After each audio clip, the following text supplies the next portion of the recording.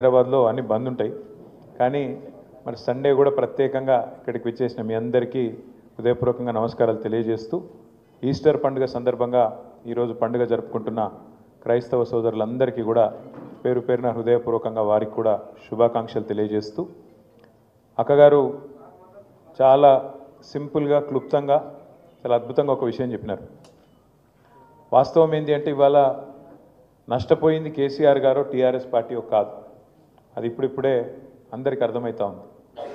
నిజానికి outer ring road లోపల మనం ఎవరం కూడా కాంగ్రెస్ పార్టీ మోసపు వలలో పడలేదు.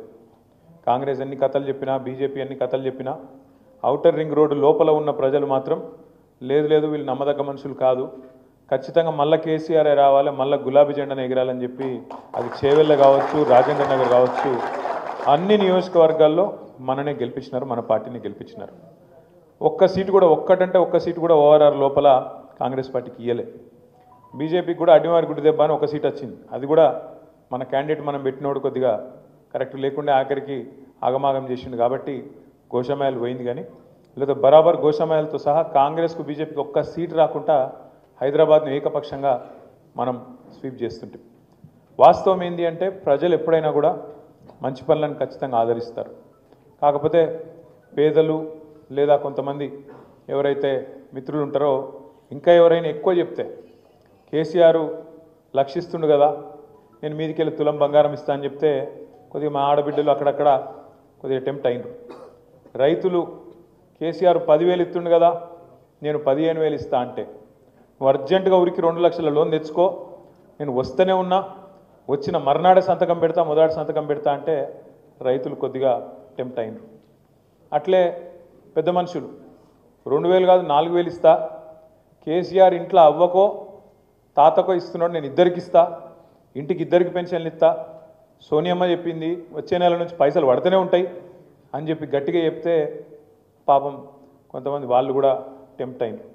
అట్లాగే నేను రాగానే మొదటి సంవత్సరంలోనే 2 లక్షల ఉద్యోగాలు నింపుతా అని చెప్పగానే రాహుల్ గాంధీ వచ్చి అశోక్ నగర్ ఛాయ్ హోటల్ కాడ కూర్చొని ఛాయ్ దాక్కుంటా పోజులు కొట్టుకుంటూ చెప్పగానే మనం ఇచ్చిన 1,60,000 ఉద్యోగాలు మర్చిపోయినారు, ఆయన మొదటి సంవత్సరమే 2 లక్షల ఉద్యోగాలు ఇస్తారట అని చెప్పి పిల్లలు కూడా కొంత టెంప్ట్ అయినారు. ఇట్లా ఇన్ని రకాలుగా 1-2 కాదు 420 వాగ్దానాలు చేసి, 420 అంటే మోసం అంటలేను నేను, నిజంగానే 420 వాగ్దానాలు చేసిరు. ఎస్సీ డిక్లరేషన్ కోసం మీ చేవెళ్ళని మీటింగ్ పెట్టారు, ఎస్సీ ఎస్టీ డిక్లరేషన్.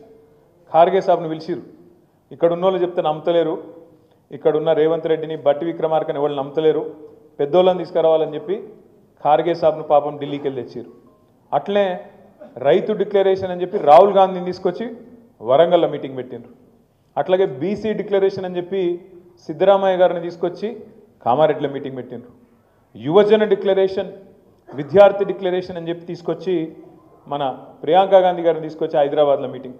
ఆఖరికి మహేశ్వరం నియోజకవర్గంలో మొత్తం మేనిఫెస్టో అంటే ఈ అన్నిటి సమాహారంగా ఇన్ని డిక్లరేషన్లు, ఈ కథా కార్ఖానా మొత్తం అన్నీ చేసి ఒక దగ్గర కూర్చి దాన్నంతటిని తీసుకొచ్చి తుక్కుగూడలో మీటింగ్ పెట్టి సోనియా గాంధీ గారిని పిలుచుకొచ్చి మరి రాష్ట్ర ప్రజలకు మేము ఇస్తున్న మాట 10 ఏళ్ళు మీరు టీఆర్ఎస్ని చూసిండ్రు, మాకు ఒక్క అవకాశం ఇయ్యండి, తెలంగాణ వచ్చినాక ఒక్క తాప కూడా ఛాన్స్ ఇయ్యరా అంటే కొంతమంది అట్లా కూడా ఆలోచించారు.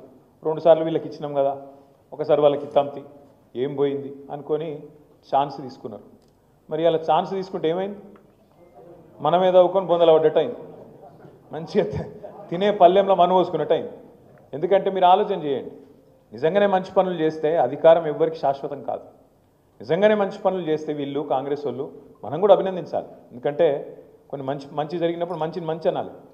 రాజశేఖర్ రెడ్డి గారు ఆనాడు ఆరోగ్యశ్రీ అనే మంచి పథకం పెట్టిండు అని చెప్పి కేసీఆర్ గారు స్వయంగా శాసనసభలోనే అందరి ముందే కుండబద్దలు కొట్టినట్టు చెప్పడమే కాకుండా దాన్ని కొనసాగిస్తా అని చెప్పారు. మంచి పనులు చేస్తే ఒప్పుకోవాలి, తప్పేమున్నది. ఫీజు రీయింబర్స్మెంట్, ఎందుకంటే ఇవ్వడం శాశ్వతం కాదు, అధికారము ఎవరికి శాశ్వతం కాదు, మనిషి జీవితమే శాశ్వతం కాదు. మరి ఉన్నప్పుడు నువ్వేమన్నా మంచి పని చేస్తే దాన్ని యాద్ చేసుకోవాలి, తప్పేం లేదు. ఫీజు రీయింబర్స్మెంట్ లాంటి మంచి కార్యక్రమం పెడితే తప్పకుండా యాద్ చేసుకున్నాం.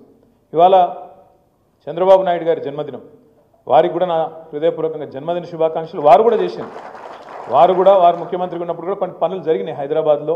ఇక్కడ కొన్ని ఐటీ కంపెనీలు తేవడంలో కానీ ఇంకోటి కానీ వారికి కూడా మనం తప్పకుండా గుర్తు చేసుకోవాలి.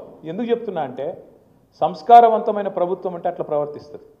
మనం 10 ఏళ్ళు ఉన్నాం ప్రభుత్వంలో, కానీ ఎన్నడూ నీ ఆనవాళ్ళు దుర్చేస్తా, నేను ఇది చేస్తా, చెరిపేస్తా అనలే.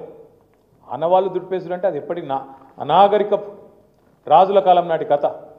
ఒక రాజు ఇంకో రాజ్యం మీద దండయాత్ర చేసి దాన్ని గెలుచుకుంటే ఆ రాజ్యం యొక్క ఆనవాళ్ళను దుడిచే ప్రయత్నం అప్పట్లో చేద్దురు. కానీ దండయాత్రలు చేసిన రాజులు కూడా కాకతీయుల ఆనవాళ్ళు వచ్చి వీళ్ళు ఆసఫ్ జాహీలు, కుతుబ్ షాహీలు వాళ్ళు దుడిపేయలే. ఇంకా చెరువులు తవ్విరు, చెరువులు తవ్వుతుంది పూడ్చేస్తావు పోయి మళ్ళీ పూడ్చాం కదా. మంచి పనులు చేస్తే దాన్ని చెడగొట్టద్దు. కానీ ఈ ప్రభుత్వం చేస్తున్న కిరాతకపు పని ఏంది అంటే రేవంత్ రెడ్డి గారి ప్రభుత్వం, వాళ్ళు మంచి పనులు చేయరు, చేసిన మంచి పనులు ఆపుతారు. ఇది వీళ్ళ తెలివి. మీరు ఆలోచించండి ఒక్కసారి. మనం ఎవ్వరం కూడా హైదరాబాద్ నగర అభివృద్ధికో తెలంగాణ అభివృద్ధికో తెలంగాణలో పేదలకు మంచి జరుగుతుంటేనో అందరం కూడా సహకరిస్తాం, అందరం కూడా సపోర్ట్లు కొడతాం, అవసరమైతే ముంగటి వరుసలు నిలబడి మంచి పని చేస్తున్నారని చెప్తాం. కానీ ఏం జరుగుతుంది వాళ్ళ 16 నెలల్లో? వీళ్ళే కదా చెప్పింది 100 రోజుల్లో 6 గ్యారంటీలు అన్నారు. 500 రోజులైంది, 500 రోజులైంది, 100 రోజులు కాదు 500 అయింది. మరి 500 రోజుల తర్వాత ఒక్కటంటే ఒక్క హామీ అమలైందా? ఏదన్నా ఒక్కటి పూర్తిగా చేసినరా?